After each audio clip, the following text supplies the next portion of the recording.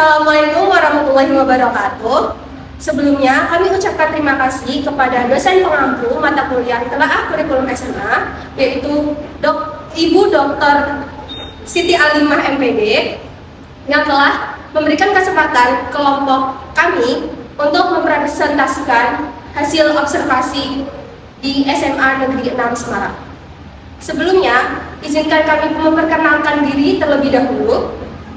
Perkenalkan, nama saya Afifah Nur Safitri dengan NIM akhir 099. Perkenalkan, nama saya Anindya Kesatana dengan NIM akhir 085. Perkenalkan, nama saya Imelda Fitiara Kadani dengan NIM akhir 105. Dan perkenalkan, saya Aulia Himajuanika dengan NIM akhir 084. Selanjutnya, kita akan mempresentasikan yang diawali dengan profil sekolah. Baik, jadi sebelumnya pada observasi Telaah Kurikulum SMA ini, dari kelompok kami itu memilih SMA Negeri 6 Semarang. Adapun profil dari sekolah ini, profil dari SMA Negeri 6 Semarang, yaitu terletak alamatnya terletak pada Jalan Rokolawe Barat nomor 4, Distrik Drono, Kecamatan Semarang Barat, Kota Semarang, Jawa Tengah, dengan kode pos 50149. Adapun dengan nomor teleponnya 024760558. Kemudian untuk narasumber sendiri yang kami wawancarai, yaitu ada dua guru biologi. Yang pertama itu Ibu Nanti Widayati SPD, dan juga ada Bapak Muhammad Zuhrufi Maulana SPD. Selanjutnya akan dijelaskan oleh rekan saya, yaitu Lika. Selanjutnya ada pendahuluan dari hasil observasi. Kurikulum merupakan salah satu instrumen penting dalam proses pendidikan dan selalu mengalami proses pembaharuan seiring dengan perkembangan yang terjadi di masyarakat. Sasaran utama kurikulum adalah peserta didik, masyarakat, dan subjek yang akan diajarkan. Oleh karena itu, rencana dan gagasan-gagasan yang akan dituliskan ke dalam suatu dokumen kurikulum semestinya berpegang pada acuan teknis kurikulum sebagai rencana. Rencana merupakan ide-ide yang diformulasikan dalam dokumen kurikulum untuk selanjutnya diimplementasikan dalam kegiatan belajar mengajar. Selanjutnya ada tujuan dari kami melakukan observasi di SMA Negeri 6 Semarang, yaitu untuk mengobservasi implementasi kurikulum di SMA Semarang ini, melihat sejauh mana pembelajaran yang akan dijalankan sesuai dengan rencana kurikulum, serta pemahaman mendalam tentang bagaimana kurikulum mereka diterapkan di lembaga pendidikan yang menjadi objek studi. Selanjutnya ada tinjauan pustaka. Istilah kurikulum atau kurikulum secara etimologis adalah tempat berlari dengan kata yang berasal dari bahasa Latin kulir yang berarti pelari dan kur yang mengandung makna tempat berlari. Selanjutnya isi program kurikulum adalah segala sesuatu yang diberikan kepada anak didik dalam kegiatan belajar mengajar dalam rangka mencapai tujuan. Yang selanjutnya akan dijelaskan oleh rekan saya. Selanjutnya, kurikulum ini bagi guru merupakan kurikulum ini berfungsi sebagai pedoman dalam melaksanakan proses pembelajaran. Bagi kepala sekolah dan pengawas, kurikulum ini berfungsi sebagai pedoman dalam melaksanakan supervisi atau pengawasan. Dan bagi orang tua, kurikulum juga berfungsi sebagai pedoman dalam membimbing anaknya belajar di rumah. Dan bagi masyarakat, kurikulum ini juga berfungsi sebagai pedoman untuk memberikan bantuan bagi terselenggaranya proses pendidikan di sekolah. Dan sedangkan bagi siswa, kurikulum ini berfungsi sebagai suatu pedoman belajar. Ya baik, dalam observasi kali ini kita menggunakan metode penelitian, yaitu ada dua. Yang pertama itu pastinya observasi. Observasi sendiri yaitu pengertiannya metode pengumpulan data, di mana peneliti itu akan mencatat hasil informasi sebagaimana yang telah mereka saksikan, yaitu kami dapatkan selama penelitian. Kemudian observasi ini melibatkan dua komponen penting, yaitu yang pertama pelaku observasi, yaitu kami sendiri, dan juga objek yang akan kami observasi, yaitu pewawancara atau narasumbernya. Kemudian wawancara. Nah, pada tahap wawancara ini merupakan salah satu teknik yang kami gunakan, yaitu untuk mengumpulkan data penelitian, yang mana wawancara itu pengadministrasian angket secara lisan ataupun langsung terhadap masing-masing anggota sampel.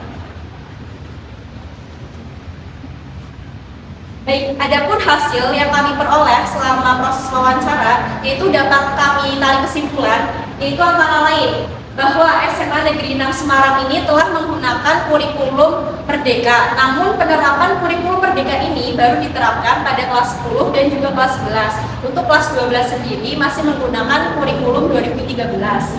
Kemudian dalam penerapannya, kurikulum Merdeka di SMA Negeri 6 Semarang ini pastinya memiliki kelebihan dan juga kekurangan bagi SMA 6 itu sendiri. Nah, kemudian bagi guru juga sudah menerapkan kurikulum Merdeka dengan baik dan juga sudah menerapkan model pembelajaran yang berdiferensiasi yang menyesuaikan dengan potensi-potensi dan juga kemampuan siswa.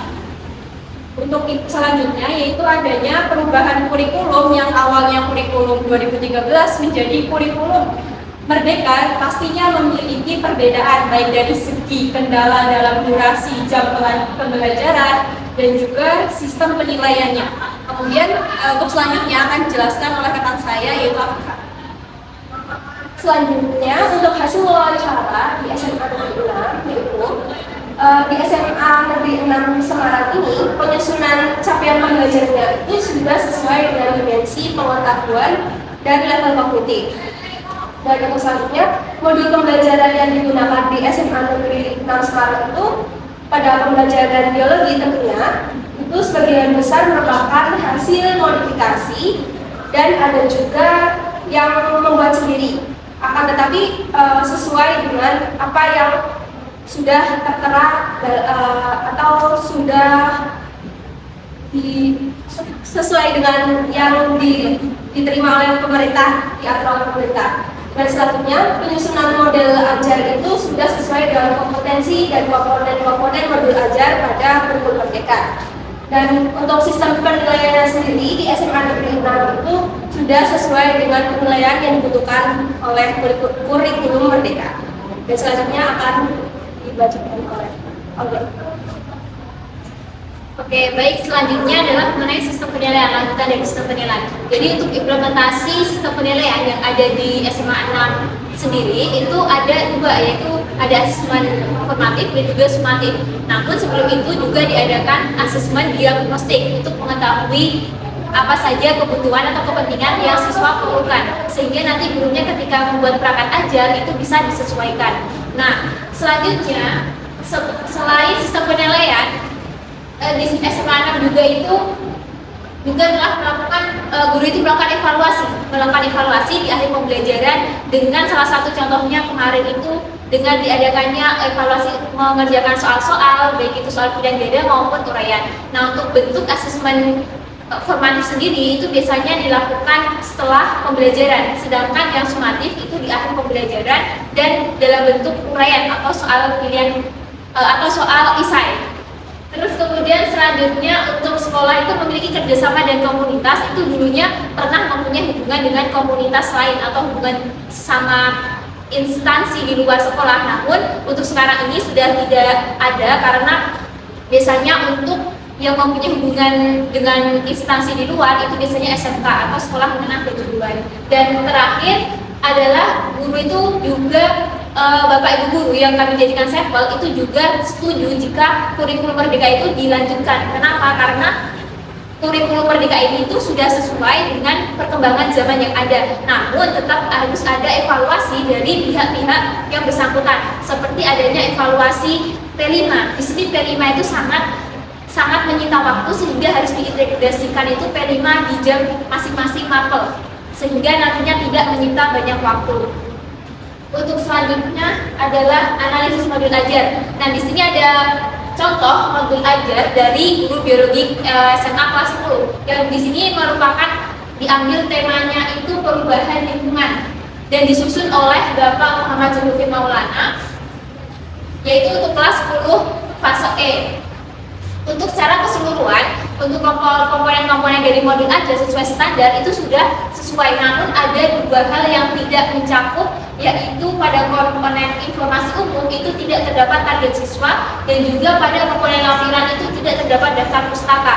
Namun secara keseluruhan untuk modul ajar yang telah dibuat sama Bapak Maulana itu sudah sesuai dengan panduan-panduan yang ada untuk membuat modul ajar. Kenapa bisa dikatakan seperti itu? Karena pada awal pembelajaran atau sebelum membuat perangkat ajar itu dilaksanakan asesmen diagnostik, sehingga tidak adanya target siswa itu juga bisa di backup dengan adanya asesmen diagnostik tersebut. Namun untuk daftar pustaka ini itu seharusnya sebaiknya itu dilampirkan atau dicantumkan, karena untuk meminimalisasi adanya plagiarisme. Untuk komponen yang lain, komponen inti itu sudah sangat sesuai, karena di situ sudah ada dari tujuan pembelajaran, pemahaman bermakna, pertanyaan tematik, kegiatan pembelajaran, dan bagaimana juga bentuk asesmennya. Ini termasuk lengkap, dan di situ di komponen inti kemarin dalam modul ajar itu sudah ada evaluasi atau refleksi bagi siswa maupun pendidik, sehingga ini bisa membuat modul ajar itu lebih lengkap. Selanjutnya, untuk bahan bacaan pada komponen lampiran ini juga sudah disesuaikan dengan materi-materi yang ada di kelas 10, sehingga di sini itu sudah lengkap dan bisa menambah referensi bagi siswa itu sendiri. Untuk selanjutnya akan dibacakan oleh rekan saya. Nah, jadi kesimpulan yang dapat kita tarik yaitu implementasi kurikulum merdeka pada SMA Negeri 6 Semarang ini sudah berjalan dengan baik, meskipun penerapan kurikulum merdeka ini secara bertahap selama 2 tahun. Hasil analisis implementasi dari modul ajar yang digunakan menunjukkan bahwa guru mampu beradaptasi dengan perubahan yang ada. Berbagai kendala dan hambatan guru dalam menerapkan kurikulum merdeka dapat terselesaikan dengan baik seiring berjalannya waktu.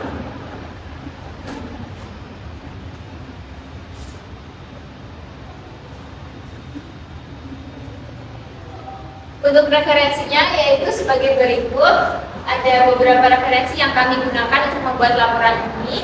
Untuk selanjutnya di sini ada dokumentasi. Dokumentasi yang pertama ini ketika berada di depan SMA 6 itu. Terus kemudian itu dokumentasi yang kedua ini merupakan dokumentasi saat wawancara dengan guru biologi 1. Dan yang sebelah sini bawah ada 2, ini merupakan dokumentasi saat wawancara dengan guru biologi yang kedua. Sekian presentasi dari kelompok kami. Kurang lebihnya mohon maaf. Terima kasih. Wassalamualaikum warahmatullahi wabarakatuh.